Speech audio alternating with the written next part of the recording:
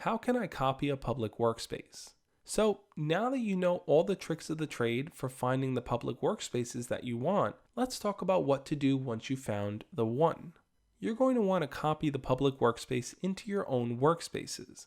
To do this, follow these steps. When you're in the workspace you want to copy, click on the button in the top right corner of the screen that says Copy. It may take a few minutes depending on the size of the workspace, but when it's done, a screen will pop up asking if you want to view the workspace now or if you want to keep searching. If you choose to keep searching, know that you will be able to find your copy of the workspace in the Owned by Me category of your workspace homepage. It'll appear with the same title as the original, just with Copy at the end of the title. In either case, if you choose the option to open it up from here or do that later after you're done searching, when you open it up, you will see an editable version of the workspace with all of the same text, images, colors, and groups.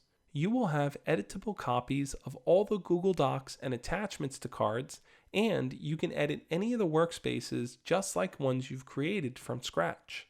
Add new cards, delete the ones you don't want, add links, replace Google Files, add learners to groups, create new groups, add start and due dates to evidence card assignments. The world's your oyster. If you want tips on how to do all of that, definitely check out the video link in the resources section on creating a workspace. It'll teach you all that there is to know on how to add cards and things like that.